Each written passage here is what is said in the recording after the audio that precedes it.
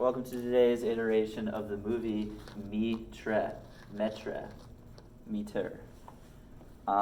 My name is Scott,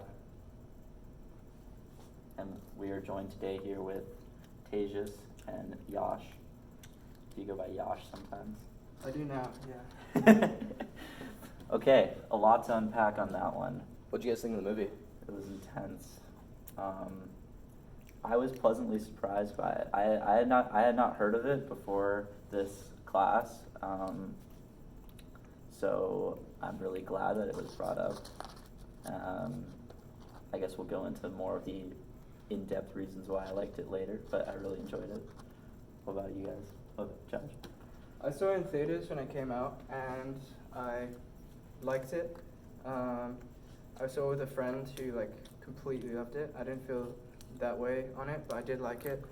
Yeah, it had some cool shots, some good characters, some funny moments, some good dialogue.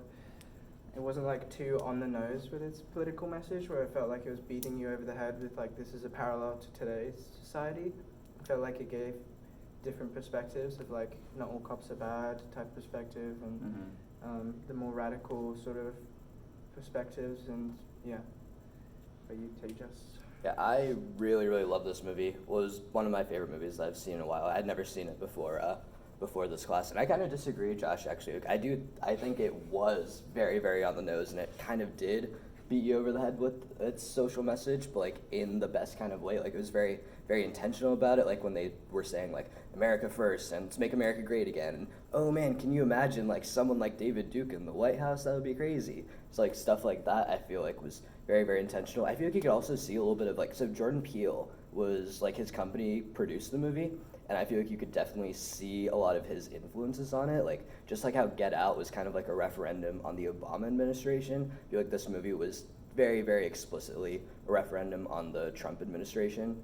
And I think that it was very powerful how they never let you forget about the fact that this movie was about the present day, and they really explicitly did that when they went to Charlottesville at the end, which I think for most of us was probably the most powerful point in the movie. I guess I agree on that.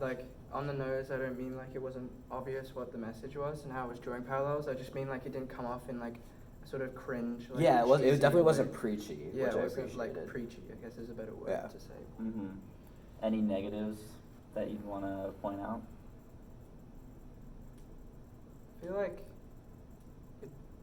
it served its purpose, but I just enjoy movies more that would sort of delve more into the psychology of the white supremacists and sort of went more in depth to what's driving them. I feel they were sort of not similar to the Klansmen in Django, but they're presented in this way where they're sort of pathetic. Mm-hmm. And it would have been interesting to explore that deeper. And I also felt the movie sort of dragged in parts. You sort of knew where it was going, and it sort of took a little while to get there. I totally agree with that point. There were some parts that I thought were really predictable, the fact that they had an undercover Jewish police officer.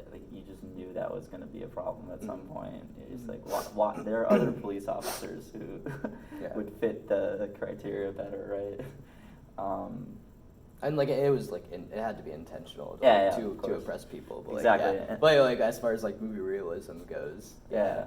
I think that part made sense, because I was at first struggling to understand why they were such a good team, a duo, but I do think that they both had that sort of repressed part that they were fighting for. The one thing I thought was a little bit difficult to believe was the idea that there was only one bad cop, basically, in this police. Yeah. There was only one, and it was so obvious that he was bad. I feel there's. If they wanted to parallel it today, they could have had more characters that were helping him, or Which I guess. When you think about the chief, he was helping him, but also he had those same systemic issues where he got just deleted all evidence of the investigation. So I don't think that was his fault, though. I think that was the people above him. Yeah, that's because I believe the Ku Klux Klan has a lot of financial means for supporting presidential candidates and stuff like that. They reference that a lot. Yeah, so Nixon.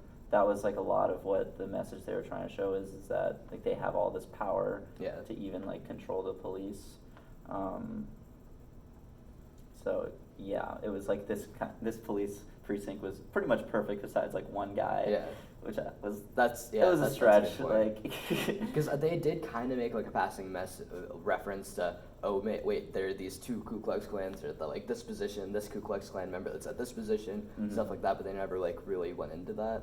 Right. And I think that, and like I guess like the pacing issues, like it did kind of drag on a little bit. But those are the only real issues I had with the movie.